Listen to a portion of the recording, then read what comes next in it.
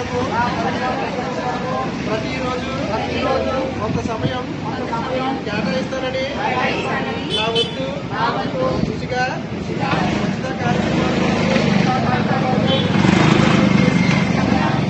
పరిశుభ్ర ఆంధ్రప్రదేశ్ సాధించే సంకల్పానికి కట్టుబడి ఉంటానని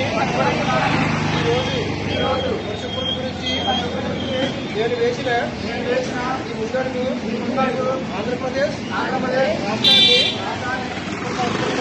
సహాయం చేస్తుందని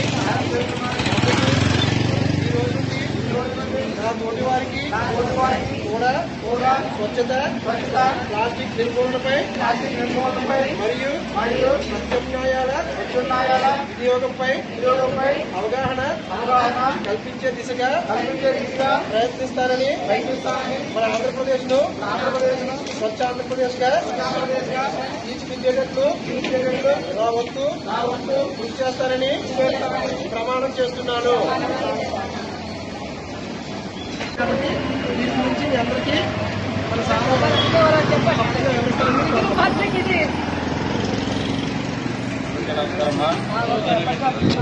ప్రతి నెల మరి 3వ శుక్రవారం నాడు మనం స్వచ్ఛంద స్వర్ణాంధ్ర మనం మాట్లాడుకోవడం జరుగుతుంది.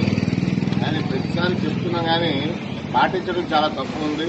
మీరందరూ కూడా ఆలోచన చేసుకుంటారు సొంతంగా. ఎందుకంటే ఇవాళ ఏదైనా కొనేటప్పుడు ఇదివరకు గతంలో మనం అందరూ ఏం చేస్తామంటే ఈ ప్లాస్టిక్ వాడక ముందు సంచి పట్టుకునేవారు, లేదా ప్లాస్టిక్ పెద్ద బ్యాగులు ఉండే ఎత్తితే రీసైక్లింగ్ అయ్యే బ్యాగ్, అటువంటి బ్యాగులు తెచ్చుకొని కూరలు కానీ పళ్ళు కానీ కొనుక్కునేవారు.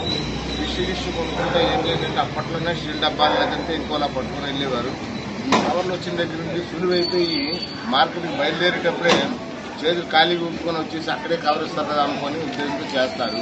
ఇటుపైన అలా చేయకుండా ముందు వ్యాపారస్తులు కూడా మారాలా, మా దగ్గర కవర్ లేదమ్మా అని చెబితే అలాగే నెక్స్ట్ టైం అయినా సరే ఒక స్టీల్ డబ్బా ఏదైనా తెచ్చుకొని అందులో పట్టుకెళ్తే దానివల్ల ఏంటంటే ముందు ఆరోగ్యం బాగుంటుంది, మనకి మన తాలూకు పరిసరాలు బాగుంటాయి, మన ఆరోగ్యం మన చేతిలో ఉంది.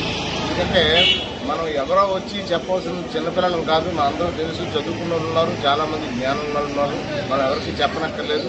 కానీ ఇవాళ ఈ రాష్ట్ర ప్రభుత్వం ఏంటంటే ప్రత్యేకించి ఈ కూటమి ప్రభుత్వం అటు మోడీ గారు కానివ్వండి, చంద్రబాబు నాయుడు గారు కానివ్వండి, ఇక్కడ మన పవన్ కళ్యాణ్ గారు కానివ్వండి ఒక ప్రత్యేకమైన శ్రద్ధ తీసుకున్నారు. అదేవిధంగా మన దక్షిణ నియోజకవర్గ ఎమ్మెల్యే గారు కూడా ప్రతి చోట శుభ్రంగా ఉండాలని ఉద్దేశంతో ప్రతి వార్డుల్లో పర్యటన చేస్తున్నారు. కానీ మనలో కూడా మార్పు రాకపోతే మనం ప్రతి ఒక్క రోజు వచ్చి చెప్పే పని కాదు. మనం ఆలోచించుకొని మన ప్లాస్టిక్ కవర్ వాడకూడదు అనేటప్పుడు పూర్తిగా బ్యాన్ చేసి పూర్తిగా వాడటం మానేస్తే బాగుంటుంది. కొంతమంది ఎన్ని చెప్పినా అదే విధంగా వాడుతారు, అది పద్ధతి కరెక్ట్ కాదు. కానీ దీనివల్ల 1, 2, 3 సార్లు చెప్తారు, తర్వాత కేసులు రాస్తారు, పెనాల్టీలు వేస్తారు, చాలా ఇబ్బందులు పడతారు. అలాంటివి ఉండకుండా ఉండాలి. దీనివల్ల ఏంటంటే మనకి కవర్లు కూడా తీసుకెళ్ళి వాటి వాడిన వెంటనే కాలంలో పడేస్తే కాలంలో అడ్డేస్తారు.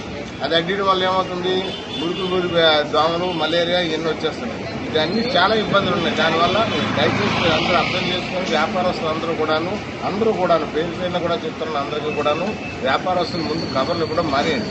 ఇవ్వడం మానేస్తే వాళ్ళకి ఖచ్చితంగా మార్పు జరుగుతుంది. మరి ప్రతి గతంలోనైతే మనం పాలు ప్యాకెట్ ఇచ్చామో బాటిల్ తెచ్చేవారు ప్లాస్టిక్ కవర్లు, అవి కూడా ఇంకా రీసైక్లింగ్ కవర్లు. ఇవి మరీ దారుణంగానే ఏంటంటే ఈ కాలంలో బ్లాక్ అయిపోయింటే ఈ చెత్త అంతా అడ్డేస్తుంది. తర్వాత ఈడీ పాడైపోతుంది, కాలం డ్రైన్స్ పాడైపోతున్నాయి, పిల్లల ఆరోగ్యం పాడవుతుంది. మన ఆరోగ్యం మన చేతిలో ఉందన్న విషయం గుర్తుంచుకొని ఇటుపైన సరే వాడేటప్పుడు ఆలోచన చేసుకోండి. ప్లాస్టిక్ కవర్ అనేది వాడటం మానేయండి. ఎవరైనా వాడితే కూడా మీరు చెప్పండి అని చెప్పి ఈ సందర్భంగా తెలియజేసుకుంటూ మీ అందరికి కూడా మరొకసారి నేను నమస్కరించి చెప్తున్నాను, కవర్లు మాత్రం వాడకండి. Thank you.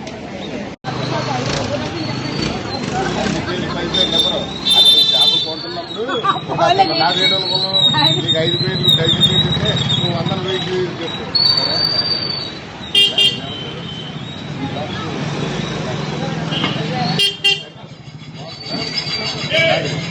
కేజీ పడతాయి.